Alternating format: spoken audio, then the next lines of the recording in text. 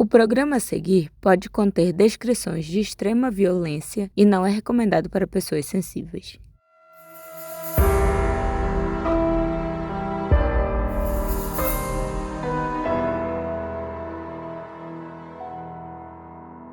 Em 2022, o caso do desaparecimento do Marco Aurélio no Pico dos Marins virou tema do episódio do Modus Operandi aqui. É o episódio 145.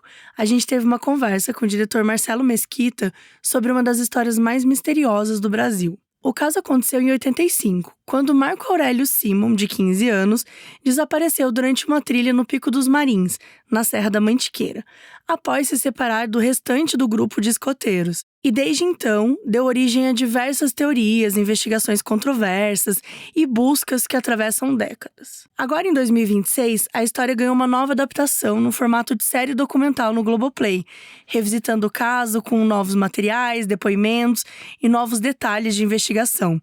E por isso eu conversei novamente com Marcelo Mesquita para falar sobre o impacto desse caso tantos anos depois, sobre as diferenças entre o podcast e a série documental, sobre bastidores da produção e os novos caminhos dessa investigação.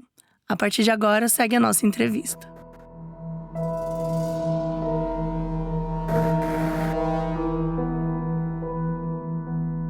Oi, gente, eu tô aqui então com o Marcelo Mesquita. A gente vai conversar um pouquinho sobre a série documental Pico dos Marins, certo? Vamos lá, acho que vai ser um papo legal, importante momento da série aí pra gente divulgar. Acabou de estrear, né? Saiu dia 12 de maio. Exato. E espero que vocês gostem. A Mabê que sempre foi super importante aí na divulgação do podcast. Batemos um papo muito legal uns 4 anos atrás, né? Exatamente. E agora vamos continuá-lo. Primeiro foi, né, o podcast que lançou em 2022, certo? Isso, de 2022 e para 23. Para 23. A gente atravessou com o hiato ali. Com o hiato, é. E aí agora a gente tem 2026 lançando o Pico dos Marins, a série documental. E eu já queria começar falando um pouquinho das técnicas modernas para esse novo momento da investigação, que é o que a gente acompanha na série documental. Então, o que você pode falar um pouco sobre isso? Primeiro, assim, eu nunca imaginei acompanhar uma investigação com esse contexto, né? Quando a gente estava fazendo o podcast, tinha acabado de reabrir o caso, nós estávamos indo numa linha de entrevistar uma série de pessoas que estavam falando coisas que não existiam na linha narrativa, digamos assim, do caso, a polícia também. Então eram informações novas, Eram informações novas, de uma forma ou de outra. Nós bebemos, obviamente, da narrativa oficial da polícia, e ao mesmo tempo a polícia coletou algumas informações complementares com o podcast. Isso eu acho que foi muito interessante. O podcast termina com a segunda escavação na base dos Marins, quem ouviu, né?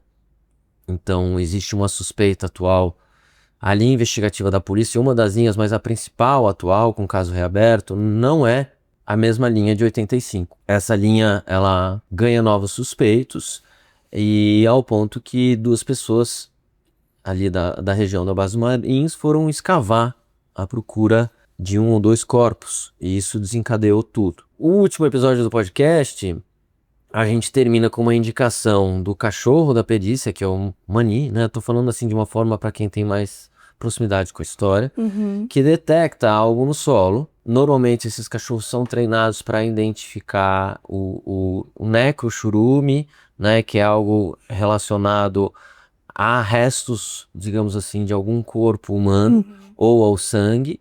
Então o cachorro indicou. Aquele cachorro tinha uma casuística muito forte. Na época ele tinha 23 acertos em 23 casos. E esse material foi levado para análise em laboratório.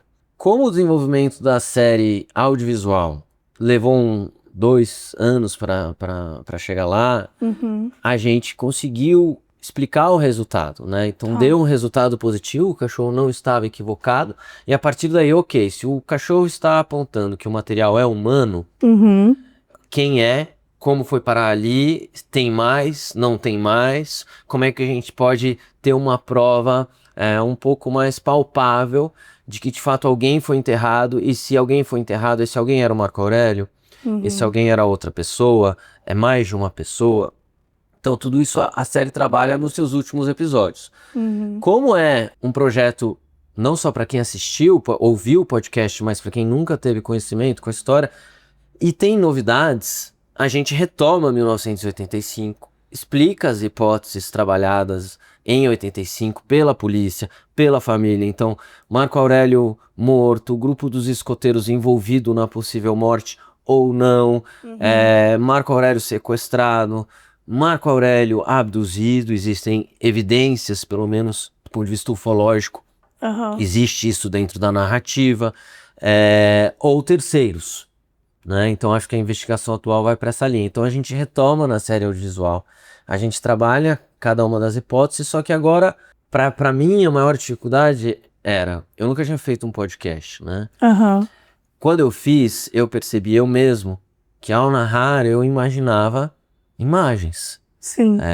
Lógico que eu vi muito do que eu narrei, mas em 85 eu não estava lá. Sim.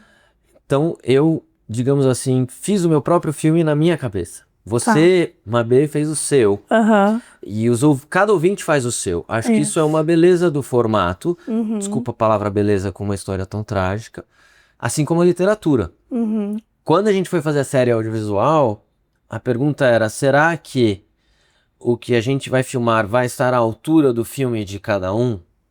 Existia uma preocupação em ser fiel à narração? Sim. É diferente porque é um projeto que ele começou primeiro no audiovisual, né, ali no áudio, no podcast. E é o que você falou, quando é no podcast, por mais que a gente tivesse imagens, né, a gente tem imagens da família, a gente tem imagens de alguns documentos e tal, mas a gente tá ouvindo ali todo um arco narrativo só em áudio. Então, como é que a gente, né, cada um vai realmente construir a história ali dentro da pessoa? E quando a gente vai para uma série documental, é isso. Agora você está preenchendo isso. Depois que todo mundo já criou o seu próprio, né? Então, realmente é um desafio. E o que você sente, assim? Eu parti de um lugar que me orientou muito, e eu não revelei isso no podcast, apesar de durante o podcast eu já saber desse material. Teve um dia, muitas vezes eu ia à casa do Seu Ivo para conversar. O Seu Ivo tem muito arquivo. Sim. Não necessariamente eles eram organizados, então eu fui algumas vezes. Seu Ivo é o pai do Marco Aurélio, né? O garoto que desapareceu. Isso, Seu Ivo. Então, teve uma vez que eu fui até a casa do Seu Ivo, pai do Marco Aurélio, e como ele é um jornalista, ele trabalhou muito, né, com a imprensa durante todos esses anos divulgando o caso, ele tem muito material arquivado. Então a gente estava lá procurando umas matérias de jornais e eu achei uma caixa. Era uma caixinha de tênis, assim, eu lembro até que era Adidas, preta. Eu falei, o que é isso? Eu falei, não sei, material. Aí eu abri e eu vi uns rolinhos de filme Super 8. A bitola Super 8mm é uma bitola de negativo, né? Antiga, daquelas camerinhas que parecem umas pistolinhas. Era a câmera, não era todo mundo que podia ter uma câmera dessa.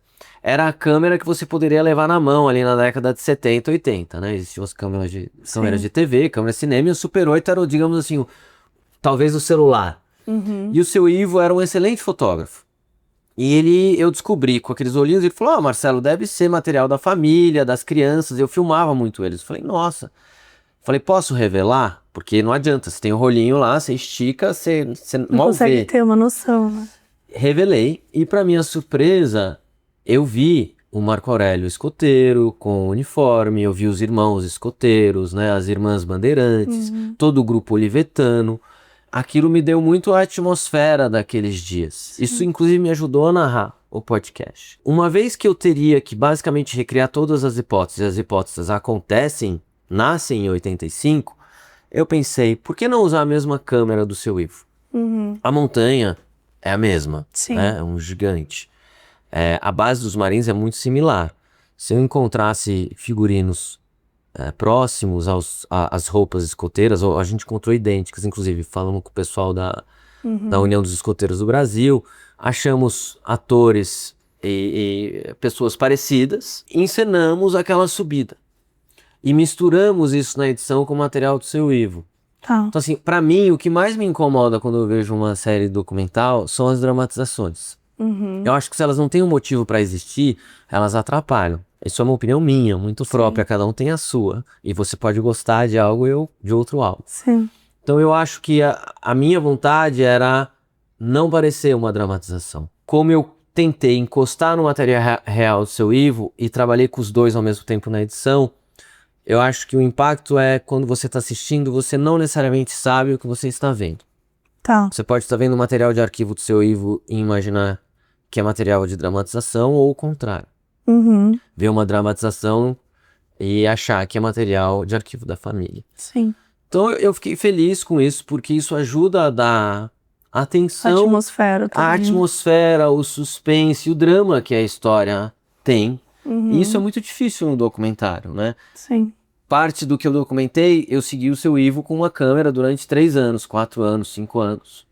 E a outra parte, a gente recriou todas as hipóteses. Tá. Então eu fiquei feliz com o resultado, porque eu acho que eu cheguei num lugar interessante. E o que as pessoas podem esperar, assim, de mais... Acho que você já respondeu muita coisa, mas que mais que as pessoas podem esperar mais de diferente do podcast? Porque também são 4 anos depois, uma nova investigação. Não foi só explorar também a questão das hipóteses, né? Trouxe outros olhares, tem o próprio seu Ivo, né? Na série documental. O que as pessoas podem esperar, assim, de novo? Eu acho assim, primeiro elas vão ver o seu Ivo, entender quem é o seu Ivo de uma outra forma. Uhum. Inclusive, é um pouco doído e bonito ao mesmo tempo, mas o seu Ivo envelhece. Eu comecei a filmá-lo em 2018, a série está sendo lançada em 2026, a gente filmou com o seu Ivo o ano passado, por exemplo, ele fazendo testes em laboratório, coletando DNA para contraprova. E acho que tem algo muito profundo em vê-lo envelhecer buscando o filho, é difícil, mas é a vida. Ao mesmo tempo, a série colheu os frutos de um podcast que foi bem sucedido. Quando eu estava fazendo podcast, muitas pessoas se recusaram a dar entrevista. Principalmente quando o seu Ivo saiu do meu lado. O seu Ivo me dava muito acesso, porque Sim. ninguém ia negar a entrevista para o pai. Uhum. Quando eu passei a andar um pouco sozinho, muitos recusaram. Por exemplo, o Oswaldo, que é o escoteiro, que se machuca. E é por ele ter se machucado que o Marco Aurélio vai pedir socorro e desaparece. Uhum. O Oswaldo se recusou a dar uma entrevista durante o podcast. Falou que não queria que ninguém mexesse naquela história, porque tinha sido muito doído para ele. Uhum. Ao entender que o podcast foi bem na série, ele topou falar. E a entrevista dele é muito importante. Uhum. Ele preenche muitas lacunas. Eu escutei esses dias de um amigo. Nossa, eu entendi o Oswaldo de uma forma diferente no podcast. E na série entendi melhor. Eu falei, eu também. Uhum. Porque é muito difícil. Eu contei uma história sem ter a voz de um dos Sim. protagonistas. Então acho que o Oswaldo é muito importante e uma novidade muito forte para a história. Ao mesmo tempo, um resgate muito interessante no podcast, eu coloquei em alguns momentos uns trechos de umas fitas de áudio em que a dona Neuma, que é a mãe do Marco Aurélio, entrevista o chefe Juan, que é o chefe escoteiro responsável pelas escolhas daquele fatídico dia, na casa dela um mês depois dos fatos. E é uma entrevista muito boa, só que tinha pouco material. Nós encontramos mais 3 fitas. Eram outras 2 entrevistas e mais material. Então, a mãe do Marco Aurélio, que faleceu, se eu não me engano, e peço desculpa se eu errar a data, em 2016, não está presente no podcast. Na série audiovisual, eu tenho 4 horas de uma mãe, desesperada, mas muito racional, instintivamente racional, extraindo com respeito do Juan tudo o que você quer extrair do Juan. Numa conversa muito íntima, porque eles eram muito íntimos, tem 4 horas de material. Então, a dona Neuma, ela se torna uma protagonista, na minha opinião, apesar de você não vê-la falar, tão forte quanto o seu Ivo é no podcast. Porque a gente sempre fala, é um pai desesperado procurando filho. A dona Neuma procurou o mesmo tanto e, segundo o seu Ivo e os filhos, acabou adoecendo de tristeza. Então, eu acho que eu cometi um erro no podcast, não de não ter achado essas fitas, mas de não entender que não é só um pai obstinado. Mas é era um pai e uma toda, mãe. né? Lógico que ela tá lá, mas assim, sempre foi... A sinopse do podcast é um pai à procura de um filho. Nos veículos ainda sai, mas a dona Neuma é impressionante. E sabe o que é o mais curioso? Que aí vai chegar nas investigações de hoje. Boa parte da conversa dela com o Juan, e ela escuta o Juan, coisa que a polícia não fez. O Juan estava dizendo um mês depois tudo que a polícia começou a investigar 40 anos depois. Ele estava dando todas as informações de que tinha algo estranho acontecendo naquela casa. Ele não acusa, ele não é irresponsável ao ponto de falar foi fulano ou ciclano. Mas ele fala, ninguém está perguntando para eles tinha uma pessoa que se comportou de maneira equivocada com a gente. O Marco Aurélio pode ter chegado à base dos Marins, todo mundo tá dizendo que ele morreu, que eu matei o menino. Então assim, tava tudo ali. Quando eu ouvi esse material, eu falei, nossa, o que a polícia reabriu o caso em 2021, a Neuma já tava com ele aberto. Sim. E o interessante, e aqui eu não tô julgando a capacidade da Neuma de investigar ou não, é que ela também não conseguiu, eram tantas hipóteses na cabeça dela, que quando eles falaram desse assunto específico, ela não pegou isso e falou, delegado, você investigou isso aqui? A família Simon também não fez isso, porque eu acredito, e eu respeito, e existe essa possibilidade em curso, até que se prove o contrário, eles sempre preferiram acreditar que o Marco Aurélio estava vivo. Sim. Então nessa conversa com o Juan, uma vez que ela descartou o Juan culpado nessa conversa, ela acreditou nele, então o Marco Aurélio está vivo. Essa conversa é definidora também de como a família passou a agir. Passou a olhar também. E isso está presente em todos os episódios. Eu fiquei muito feliz em conhecer e dar voz a Neuma. Feliz no sentido de aliviado, de entendê-la melhor, Sim. de ter encontrado as fitas. Porque é muito difícil, isso é uma pergunta que eu queria fazer também, é muito difícil você falar de um assunto, porque apesar de você ter um tempo, né, faz 40 anos, então tem muito tempo, você consegue ter um distanciamento, você consegue olhar, hoje é muito fácil, né, porque na época quando as coisas estão acontecendo, realmente, e ainda mais para a família, que já tem toda a dor do mistério do desaparecimento do filho, é muito difícil conseguir olhar racionalmente para todas as coisas, até porque a gente não cresce com esses aprendizados, né? Agora eu vou ter que investigar um desaparecimento de uma pessoa da minha família. Ninguém, né, espera isso. Então, hoje com distanciamento, olhando para isso, analisando tudo, é muito mais fácil a gente conseguir olhar para essa história. Mas o que eu queria perguntar, na verdade, é como é que é a dificuldade emocional de lidar com uma história que está aberta, né? Que você ainda tem, assim, linhas investigativas acontecendo e que você tá tão próximo da família, né? O quão difícil é você conseguir lidar emocionalmente com isso, porque o seu Ivo, toda a fala dele dói muito, né? Toda vez que ele aparece, é uma dor muito forte. Como que é lidar com isso? Assim, você já tinha tido essa experiência no cinema? Foi uma coisa mais pessoal? É uma resposta difícil, assim. Eu passei por muitas fases com o seu Ivo e com a família. Nos 2, 3 primeiros anos do projeto, por exemplo, eu só falava com o seu Ivo. E o seu Ivo estava positivamente muito ansioso. A gente trocava mensagens diariamente. Eu tenho um histórico de WhatsApp com ele que é infinito. Porque ele sabia que aquela era a chance dele de... O que o seu Ivo queria com o projeto? Erguer um grande cartaz de procura, se colocar isso num streaming que atingisse o Brasil inteiro ou o mundo inteiro e ter uma resposta, porque ele entendeu que as coisas mudaram. Então, num primeiro momento, o seu Ivo foi muito solícito, se abriu por completo. Eu nunca imaginei ter essa abertura. É lógico que eu tinha muito receio de machucá-lo com a minha curiosidade. Sim. E acho que isso transparece. E as coisas foram andando. Porém, como você disse, muito delicado. As coisas mudam. As pessoas são humanas. Quando o seu Ivo viu o projeto transformado em podcast, e só agora eu tô falando abertamente disso, porque eu acho, inclusive, justo, o seu Ivo se decepcionou muito, pra surpresa. Muitas pessoas me falam, e o que o seu Ivo achou? Eu falei, olha, o seu Ivo não concordou com o podcast. Não era a ideia dele, porque o podcast é áudio. E ele queria expor um cartaz, as pessoas não estão vendo o Marco Aurélio. Sendo que se o Marco Aurélio está por aí como o seu Ivo acredita, alguém pode falar, ele está ali, no Maranhão, no Mato Grosso, no Rio de Janeiro, no Chile. Então quando o podcast saiu, rolou uma quebra de confiança. Eu nunca expus isso, e eu não estou expondo o seu Ivo aqui. Eu concordo com a quebra de confiança dele. Eu prometi um projeto audiovisual e eu não cheguei lá. Sim. Não por falta de vontade. E aí a gente falou, não, seu Ivo, calma. A série audiovisual vai sair logo depois. E ela não saiu logo depois. Sim. Eu não estou aqui também criticando ninguém. É difícil de trabalhar no streaming, é difícil de conseguir recursos, o tempo. Ela levou o seu tempo. O seu Ivo já não acreditava mais nela, por exemplo, no ano passado. Em algum momento ele disse, Marcelo, eu acho melhor a gente parar um pouco, isso está me fazendo mal, eu criei muita expectativa, você imagina. Fui escrever um texto esses dias na internet dos 40 anos de busca, 8 a família se dedicou ao projeto. E aí, pra você ver como as coisas se transformam, Quando o seu Ivo recuou, quem entrou em campo? Os filhos. Então eu me aproximei muito do Marco Antônio, né? Que é o irmão próximo do Marco Aurélio. Acabei tendo um relacionamento, parecíamos assim, amigos, a gente se identificava muito. Depois eu conheci a Patrícia, que infelizmente veio a falecer há pouquíssimo tempo.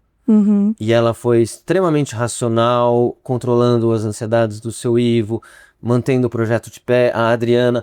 Então passei a ter uma relação com outro corpo da família que eu também não conhecia. E eu fui conhecendo uma outra história, como que impactou cada um. Sim. Tô falando demais, talvez, mas é muito difícil, Mabê, você lidar com uma história real tão trágica. Eu sinto um pouco ter demorado, né? Na verdade, não é porque o Marcelo, o diretor, chame do que quiser, produtor, queria fazer em 2 anos, a família precisava disso em 2 anos. O seu Ivo não tem nem mais um dia para procurar o Marco Aurélio. Quando era o dia 1 do Marco Aurélio desaparecido, ele tinha 1 dia para encontrar o Marco Aurélio. Quando se passou uma semana, ele não queria chegar no 8º dia. Sim. Quando ele estava com 34 anos de história, quando ele me encontrou, ele falou: Marcelo, eu preciso localizá-lo. Assim que esse projeto sair, a gente vai dar um jeito nisso. E passaram-se 8. Então, é impossível de escapar dessa responsabilidade. Sim. Pra família é urgente, eu quero amanhã, eu quero agora, eu quero resposta da... Para qualquer pessoa que tem alguém desaparecido. Exatamente. Então, por exemplo, sendo sincero com você, eu te liguei e falei: Mabê, vamos conversar, coloca isso no seu canal de novo, eu sei que já saiu, mas vamos dar visibilidade de novo, porque tem muita novidade e é sobre eles querem essa exposição, foi o que o seu Ivo pediu desde o início. Enfim, mas é duro, sabe? No final, no último episódio, eu faço uma pergunta. Quem chega lá, talvez, sobre como foi pra ele ter passado por tudo isso. A pergunta que você me fez, eu nunca tinha feito a ele depois de 8 anos. E foi uma resposta muito profunda, sabe? Muito simples. 2 linhas, ele resumiu tudo. Porque a gente sempre pensa em quem tá fazendo, mas na verdade e o biografado? Como eles se sentiram? Eu concordo com o descrédito que eu tive após o podcast do seu Ivo. Eu nunca imaginei fazer um podcast. Eu nem sabia fazer. Nunca tinha ouvido um. Quando a Globo me combinou, eu neguei o projeto. Falei, não. Eu falei, inclusive, chamem o Ivan. E o Ivan falou, não, o Marcelo tem que fazer, porque ele tem a relação com a família. Eu falei, mas gente, olha a minha voz, é terrível. Eu não conheço, fui estudar. Sim. Então, é isso. Foram 8 anos. Eu queria ter chegado lá antes. Eu aprendi muito. Acho que me tornei um pai melhor, uma pessoa melhor para minha família, passei a valorizar coisas pequenas. Me tornei pai. É isso que eu ia falar, durante esses 8 anos. Do meu pai no meio de tudo isso. Foi uma grande mistura de emoções, assim. Eu não posso dizer que foi incrível, porque é trágico, e foi muito difícil. Várias vezes eu me deprimi junto. Tô sendo franco com você. Sim. Tinha dias que eu não sabia o que fazer, eu simplesmente ia dormir na casa do meu filho e abraçava ele. Tô falando coisas talvez um pouco íntimas, assim, mas eu fiquei um pouquinho... Quando eu tô em algum lugar público com meu filho, eu fico desesperado se ele sai 3 metros da minha distância. Sim, fico mais protetor, talvez, né? Eu tenho medo. Do mundo. Ao mesmo tempo, eu sou um melhor pai. Né? O seu Ivo é um pai maravilhoso, assim.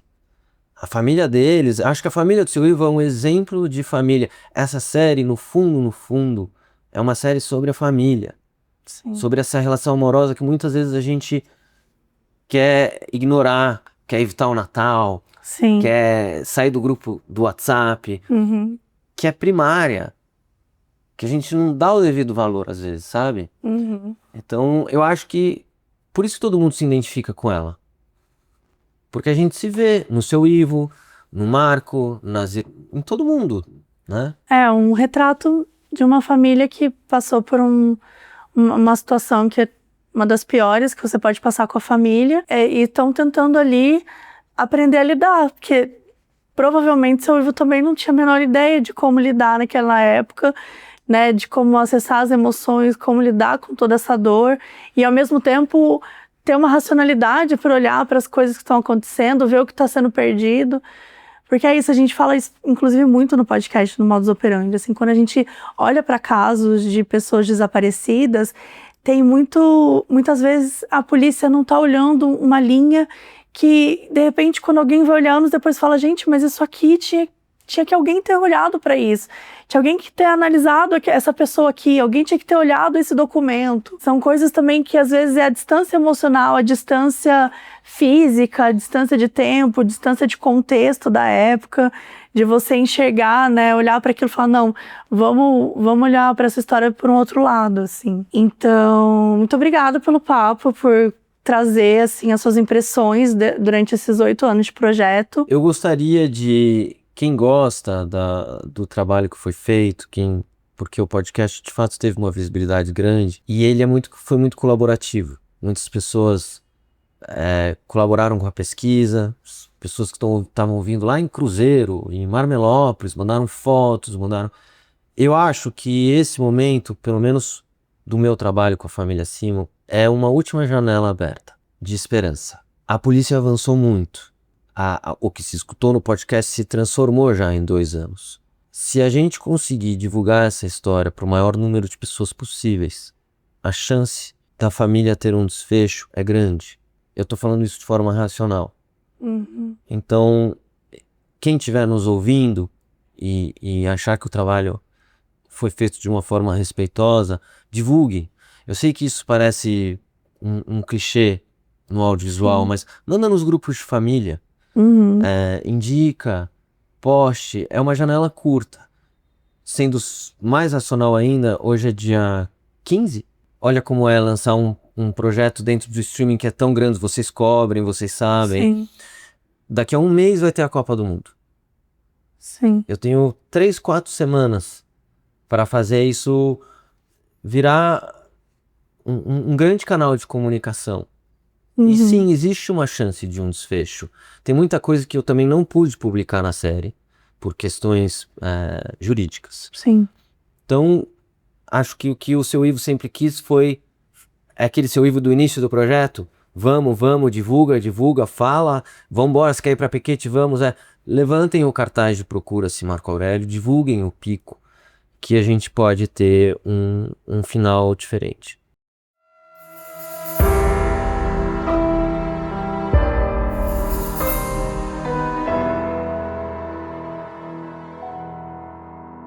O áudio no início desse episódio é da Gabriele Costa. Obrigada por nos apoiar.